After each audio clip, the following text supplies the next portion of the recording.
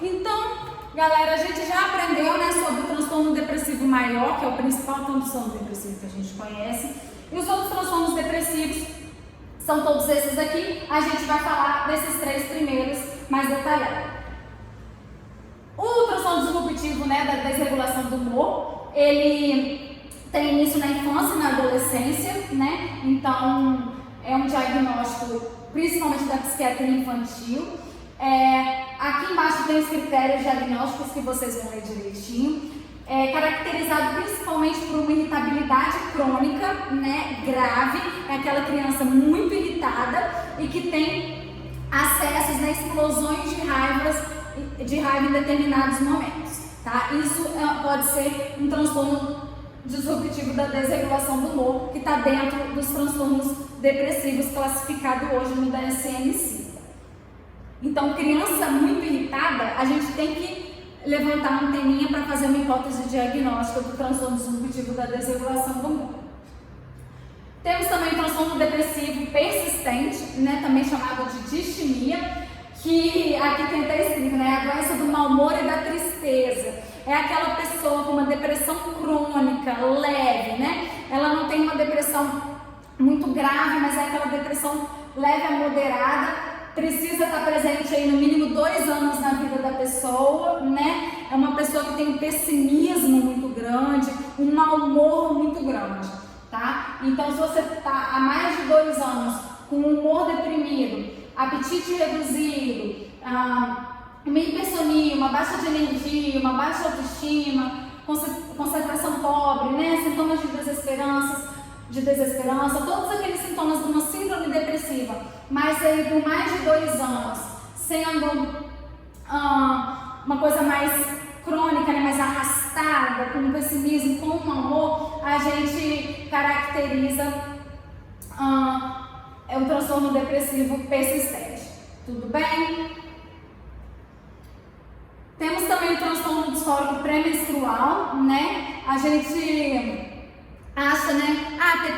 TPM é normal. Alguns sintomas de pré-menstruação são normais, mas outros não, né? Quando esses sintomas se tornam mais graves, a gente considera um transtorno e a gente chama de transtorno disfórico pré-menstrual. E a gente precisa dar atenção para esses casos e não simplesmente achar que é uma TPM comum e desvalorizar esses sintomas, tá? A gente precisa dar atenção porque tem também tratamento para isso. Combinado, gente? Então, é uma paciente que na maioria dos ciclos menstruais aí, pelo menos 5 desses sintomas na semana final, antes do início da menstruação. Então, é na última semana antes da menstruação, né? Uma semana antes, que começa esses sintomas e depois começa a melhorar poucos dias após o início da menstruação, tá? E aí depois da menstruação eles se tornam aí praticamente ausentes. Então começa uma semana antes da menstruação, vai melhorando quando a menstruação chega e quando a menstruação passa, esses sintomas aí são mínimos ou desaparecem. Tudo bem? E aí, geralmente, uma labilidade afetiva acentuada, irritabilidade ou raiva acentuada, humor deprimido, uma ansiedade maior com muita tensão, tá? E aí, é um ou mais desses sintomas, né? Não precisa de todos estarem presentes. E um dos seguintes é adicional, tá? Para ter um total de 5 sintomas. Então, o estresse diminuído pelas atividades habituais, dificuldade de se concentrar, letargia, fadiga, todos esses sintomas aqui, tá, gente? Essa quantidade de sintomas é mais para padronizar e todo mundo, né, todos os profissionais do mundo inteiro falarem a mesma língua. Mas a gente não precisa ficar fazendo um checklist lá enquanto estiver examinando esse paciente, tá? A gente tem que entender que ele tem muitos sintomas, que esses sintomas estão trazendo prejuízo para a vida dele. E essas características aqui de cima, né, dessa primeira linha ali dos critérios diagnósticos, para diferenciar um transtorno depressivo de outro. Tudo bem? Então, o disfórico pré-menstrual são sintomas aí depressivos, né, com maior irritabilidade, uma ansiedade acentuada antes da menstruação. O transtorno depressivo maior são no mínimo 2 semanas daqueles sintomas e A distimia são aí no mínimo 2 anos dos sintomas arrastados. Beleza? Essas são as principais diferenças. E o disruptivo de desregulação do humor está mais presente em crianças e adolescentes. Aqui eu trouxe também para vocês um adendo, né, do burnout, que é o esgotamento profissional. Então são todos esses sintomas aí, né, de depressão, sintomas de síndrome depressiva, né, ou síndrome ansiosa também, o paciente com esgotamento profissional pode apresentar, né? Há um esgotamento tanto físico quanto psíquico relacionado com o trabalho.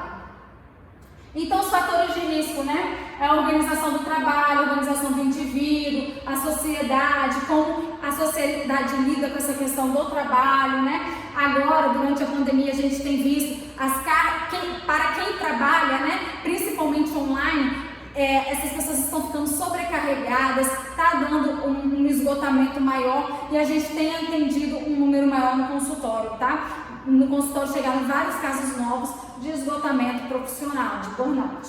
Beleza, gente? Então é um diagnóstico importante que a gente precisa fazer.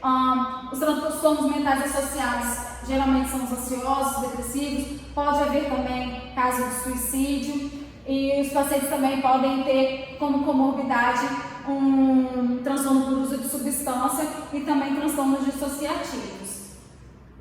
Traz efeito negativo, né, como a gente falou até agora. Todo diagnóstico psiquiátrico, toda doença psiquiátrica traz prejuízo na vida do paciente. Isso é muito importante. E segundo a OMS, né, a nossa saúde mental tem um impacto opressivo em nossas habilidades para funcionar e participar na sociedade. Temos de começar a colocar mais de nossos recursos a favor da saúde mental. Então a gente não pode fechar os olhos para isso. Toda empresa precisa estar ligada na saúde mental dos seus funcionários, né? E a sociedade como um todo precisa estar atenta para isso, porque a pessoa precisa estar mentalmente bem para conseguir trabalhar, para conseguir ter a sua funcionalidade aí para fazer suas atividades do dia a dia. Aqui, pessoal, é um saiba mais também, né? Um outro adendo, outro anexo da nossa aula, que é importante, eu trouxe porque cai muito em prova, né? Em prova de concurso, residência, e concursos também depois da residência, eles gostam de pedir, e é importante também, além disso, né, dessa questão para provas, a gente entender os estágios que as pessoas passam quando passam por uma situação delicada ou por algum trauma, né? Por uma notícia de uma doença terminal. Então, foi estabelecido, né? Foi estudado, viu-se que nós passamos por esses estágios quando a gente recebe uma notícia ruim. Esses estágios não necessariamente são nessa ordem, combinado? Eles podem vir aí de ordem diferente, mas a gente vê que a maioria das pessoas passam por até nesse mesmo estágio, mas eles não são obrigatórios, combinado? Então, primeiro, há uma negação, né, daquele problema.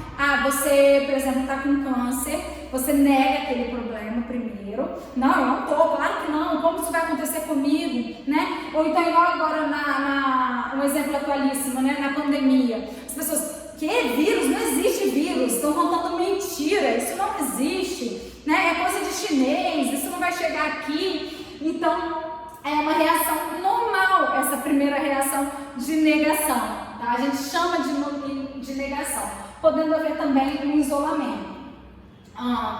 Depois vem a raiva, né? A pessoa, vou até botar aqui, primeiro a negação, depois a raiva, que a pessoa se revolta com aquilo que está acontecendo. Não acredito que está, assim, por que com ela, né? Na pergunta que as pessoas fazem. Então, esse estágio de revolta acontece. Depois da raiva, né, da revolta, vem a barganha. O que é a barganha? É você começar a negociar. Tá acontecendo isso, mas não é tão ruim assim, né? A gente pode ver pontos positivos disso, né?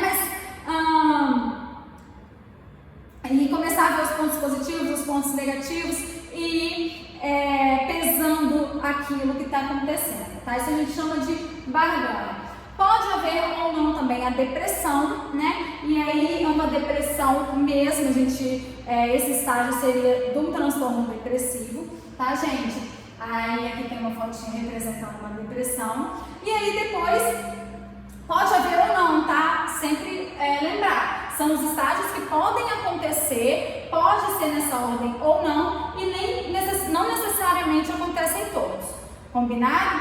E aí, a última delas é a fase de aceitação, que aí a pessoa já tá, beleza, não tem problema. Geralmente isso acontece, já aconteceu, uma paciente contando, né, que ela estava no avião e começou ter muita turbulência, né? E aí ela falou, ai meu Deus, aí você começa, não é possível que isso está acontecendo, não vai acontecer nada.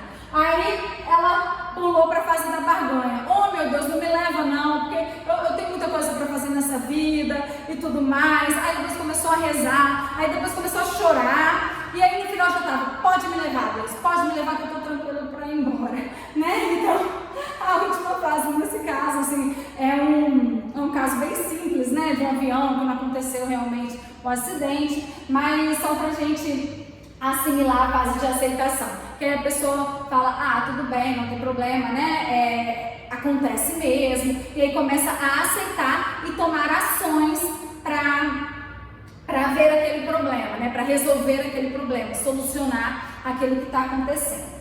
Tá? Ou aceitar o trauma, ver outras formas aí de aceitar aquilo que aconteceu. Beleza, pessoal? Aqui são as referências da aula e a gente se encontra na próxima.